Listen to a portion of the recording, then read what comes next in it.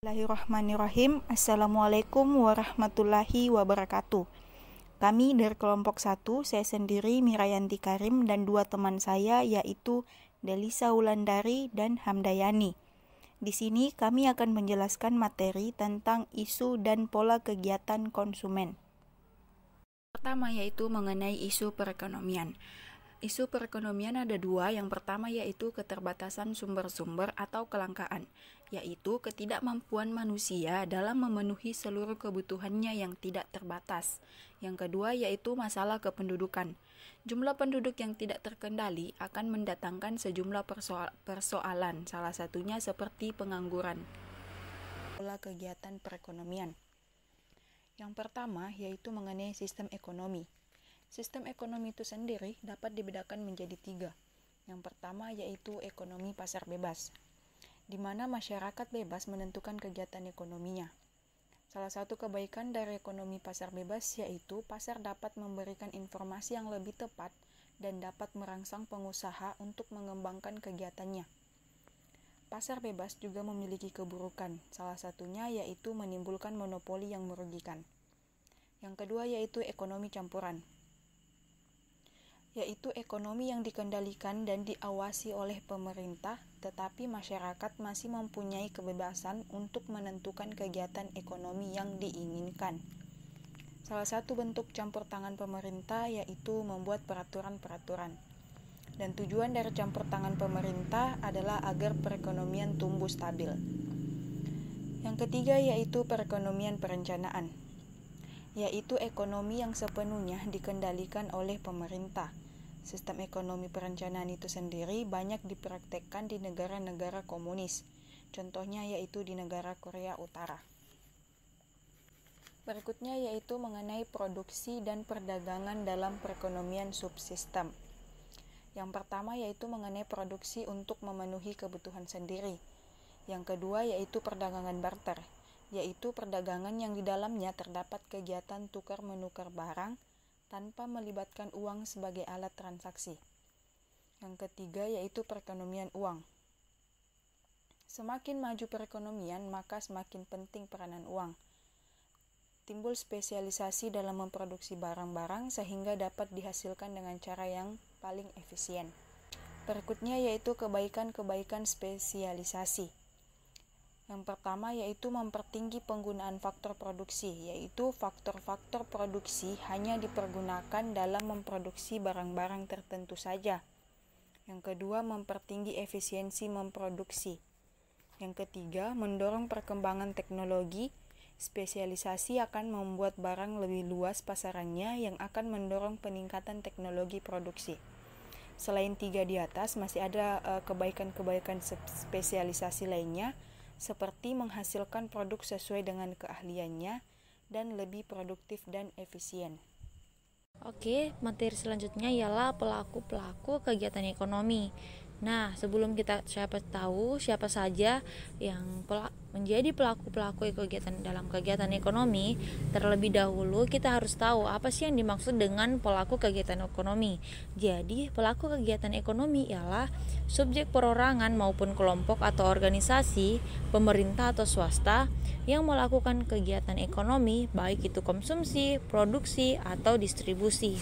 Nah, jadi dari pengertian di atas, pelaku-pelaku kegiatan ekonomi itu ada 4. Nah, yang pertama ialah rumah tangga atau sebagai konsumen, atau biasa disingkat dengan RTK. Jadi, sebuah kelompok masyarakat yang melakukan kegiatan konsumsi barang dan jasa untuk memenuhi kebutuhan hidupnya. Nah, RTK ini memiliki pendapat yang terdiri dari sewa, upah, bunga, laba atau keuntungan. Nah, berdasarkan hal tersebut, tentu terjadi interaksi antara rumah tangga keluarga dan rumah tangga perusahaan yang menyebabkan terjadinya aliran arus uang dan arus barang atau jasa. Nah, dari interaksi tersebut, peran rumah tangga keluarga yaitu yang pertama, konsumen barang dan jasa hanya diproduksi atau dihasilkan perusahaan untuk kebutuhan sehari-hari. Nah, yang kedua ialah sebagai pemasok faktor produksi, kepada rumah tangga perusahaan untuk melakukan proses produksi. Jadi, faktor produksi merupakan sumber daya yang digunakan dalam sebuah proses produksi barang dan jasa. Nah, kemudian terdapat ada 4 faktor produksi, yaitu tenaga kerja, modal, sumber daya alam, dan kewirausahaan. Nah, yang kedua ada pelaku kegiatan ekonomi ialah perusahaan. Nah, perusahaan disebut sebagai produsen. Nah, produsen adalah pelaku ekonomi yang berperan sebagai penyedia barang dan jasa bagi konsumen. Nah, rumah tangga perusahaan atau produsen di Indonesia dikelompokkan menjadi badan usaha milik negara atau biasa disingkat dengan BUMN, dan badan usaha milik swasta atau biasa disingkat dengan BUMS, dan koperasi. Dalam bidang ekonomi, perusahaan memiliki peran sebagai produsen sekaligus pengguna dari faktor produksi. Nah, untuk dapat menggunakan faktor-faktor produksi, perusahaan tentunya akan memberikan balas jasa kepada rumah tangga. Nah, tenaga kerja yang mendapat upah, kemudian pemilik modal mendapat bunga, pemilik tanah memperoleh sewa, sedangkan pemilik keahlian memperoleh keuntungan. Kemudian pendapatan yang diperoleh rumah tangga konsumen digunakan untuk konsumsi barang dan jasa yang dihasilkan oleh sebuah perusahaan. Namun hasil produksi tersebut tidak bisa langsung sampai ke tangan konsumen tanpa perpanjangan tangan distributor. Nah, yang ketiga ialah pemerintah. Rumah tangga konsumen, perusahaan, dan distributor harus diatur. Fungsi pengaturan ini dipegang oleh pemerintah itu. Nah, pemerintah mencakup semua lembaga atau badan pemerintahan yang memiliki wewenang dan tugas mengatur kegiatan ekonomi. Pemerintah juga terjun langsung dalam kegiatan ekonomi dengan melalui BUMN atau BUMD. Fungsi pemerintah sebagai pelaku ekonomi sesuai dengan Undang-Undang 1945 yang terdapat pada pasal 33 ayat 2 dan 3. Nah, di sini pemerintah juga memiliki peran dalam sebuah perekonomian. Pemerintah bertugas untuk mengontrol dan menjadikan perekonomian negara agar masyarakat dapat mencapai kemakmuran. Nah, pemerintah sebagai penguasa tertinggi pada sebuah negara juga mempunyai peran dalam kegiatan ekonomi, yaitu menjaga stabilitas ekonomi dengan kebijakan-kebijakan ekonomi. Kemudian yang kedua, menciptakan iklim kondusif dan sehat bagi dunia usaha dengan melakukan pengarahan, bimbingan, pengaturan, serta pengawasan dengan membuat perundang-undangan atau peraturan bersama dengan DPR yang berhubungan dengan perekonomian nasional. Kemudian pemerintah juga berperan sebagai membelanjakan pendapatan negara untuk keperluan kebutuhan pemerintah. Nah, salah satunya dengan melakukan pengeluaran seperti membeli barang dan jasa untuk meningkatkan fasilitas umum. Kemudian estimasi anggaran dan belanja negara kita kenal sebagai anggaran pendapatan belanja negara atau biasa disingkat dengan APBN. Yang terakhir ada pelaku kegiatan ekonomi, yaitu luar negeri. Pelaku ekonomi yang terakhir adalah sektor luar negeri. Sebagian dari pengeluaran yang dilakukan rumah tangga, perusahaan, dan pemerintah tidak hanya ke dalam pasar domestik, melainkan juga pasar luar negeri. Nah, hal ini dilakukan untuk pembayaran atas pembelian barang-barang impor yang dibutuhkan oleh negara maupun masyarakat suatu negara. Nah, pembelian dari luar negeri atau impor dilakukan tentu untuk memenuhi kebutuhan manusia yang banyak. Nah, dari berbagai kebutuhan yang ada dapat diproduksi sendiri dan ada yang tidak. Hal ini karena masyarakat belum mampu memproduksi sendiri dan terkendala modal yang dibutuhkan sangat besar. Namun hubungan luar negeri ini tidak hanya impor saja melainkan juga ekspor, di mana produksi sendiri atau dalam negeri juga dikirim ke luar negeri. Hubungan ini sehingga dapat menyebabkan terjalinnya kerjasama perdagangan luar negeri. Nah, pada siklus ini tentu menjelaskan bagaimana kegiatan perekonomian dalam suatu negara. Dalam kegiatan ekonomi tentu terjadi aliran-aliran faktor-faktor produksi, pendapatan, barang-barang, dan pengeluaran di antara sektor-sektor yang melakukan kegiatan ekonomi. Nah, dalam hal ini yang terlibat sebagai pelaku ekonomi terdiri atas 3 sektor, yaitu rumah tangga, pemerintah, dan perusahaan, baik itu swasta ataupun milik pemerintah. Materi selanjutnya ialah pasar. Jadi sebelum kita ke materi selanjutnya terlebih dahulu membahas tentang apa itu yang dimaksud dengan pasar barang dan contohnya, kemudian pasar faktor dan contohnya. Terlebih dahulu kita harus tahu apa yang dimaksud dengan atau pengertian dari pasar. Jadi pasar ialah salah satu dari berbagai sistem, institusi, prosedur, hubungan sosial dan infrastruktur tempat usaha menjual barang, jasa, dan tenaga kerja untuk orang-orang dengan imbalan uang. Nah, kemudian ada pasar barang. Pasar barang atau biasa disebut dengan pasar komoditas ialah interaksi antara permintaan dan penawaran terhadap barang dan jasa. Nah, dalam perekonomian tertutup, permintaan utama berasal dari sektor rumah tangga dan pemerintah. Permintaan tersebut umumnya merupakan permintaan akan barang dan jasa akhir. Nah, penawaran barang dan jasa yaitu berasal dari sektor perusahaan. Kemudian ciri-ciri dari pasar barang itu ialah adanya calon penjual dan pembeli di dalam pasar. Kemudian yang kedua, ciri-cirinya adalah adanya suatu barang atau jasa yang hendak diperjualbelikan di dalam pasar. Adanya sebuah interaksi antara si penjual dan pembeli baik secara langsung maupun tidak langsung. Nah, kemudian ciri-ciri lainnya ialah adanya suatu proses permintaan dan penawaran oleh kedua belah pihak.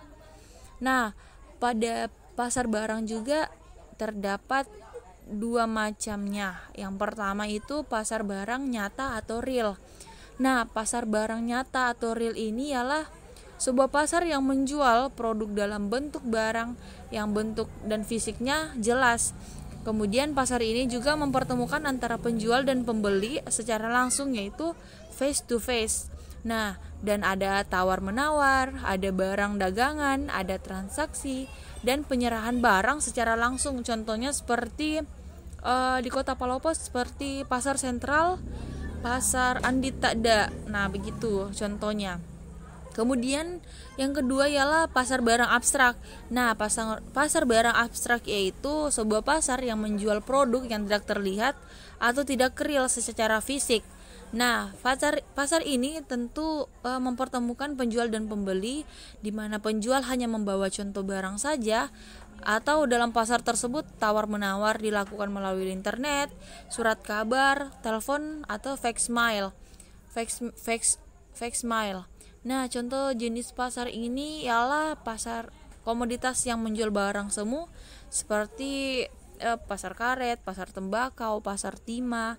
Tapi kalau untuk sekarang yang lagi tren sekarang pada masa modern ini ialah seperti kayak jualan online. Mereka menawarkan atau memberikan contoh dalam bentuk gambar, kemudian memasarkannya lewat online, begitu. Kemudian ada pasar faktor.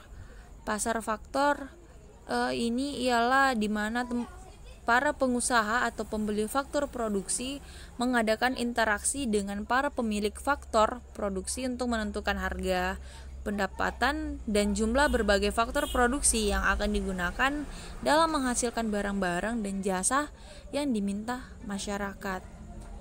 Interaksi antara sektor rumah tangga dan perusahaan, jenis-jenis barang dan jasa yang harus diproduksi, kemudian tingkat harga dari masing-masing barang tersebut, dan yang terakhir tingkat produksi masing-masing barang tersebut. Nah, para produsen harus juga memikirkan tentang modal, tenaga kerja, tanah, tenaga ahli, dan manajemen. Bismillahirrahmanirrahim. Saya Hamdayani akan menjelaskan slide selanjutnya. Kebaikan mekanisme pasar. Yang pertama, pasar dapat memberikan informasi yang lebih tepat. Yang kedua, pasar memberi perangsang untuk mengembangkan kegiatan usaha. Yang ketiga, pasar memberikan perangsang untuk memperoleh keahlian modern. Yang keempat, pasar menggalakkan penggunaan barang dan faktor produksi secara efisien. Yang kelima, pasar memberikan kebebasan yang tinggi pada masyarakat untuk melakukan kegiatan ekonomi. Kelemahan mekanisme pasar. Yang pertama, kebebasan tak terbatas menindas golongan tertentu. Yang kedua, keadaan ekonomi tidak stabil. Yang ketiga, sistem pasar dapat menimbulkan monopoli. Yang keempat, tidak dapat menyediakan barang secara efisien. Yang kelima, kegiatan produsen dan konsumen dapat menimbulkan eksternalitas yang merugikan. Kegagalan pasar yaitu ketidakmampuan suatu perekonomian pasar untuk berfungsi secara efisien dan menimbulkan keteguhan serta pertumbuhan ekonomi. Bentuk dan tujuan campur tangan pemerintah. Bentuk campur tangan pemerintah antara lain, yang pertama, membuat peraturan, yang kedua, menjalankan kebijakan fiskal dan moneter, yang ketiga, melakukan kegiatan ekonomi secara langsung, di mana semua barang yang menguasai hajat hidup orang banyak dikelola oleh negara. Contohnya seperti PLN, PDAM, dan sebagainya. Kemudian tujuan dari campur tangan pemerintah. Yang pertama, menjamin persamaan hak. Yang kedua, menjaga perekonomian tetap tumbuh dan stabil.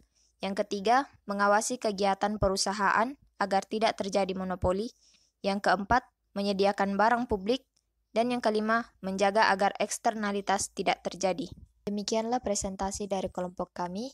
Apabila ada salah kata ataupun informasi, kami mohon maaf.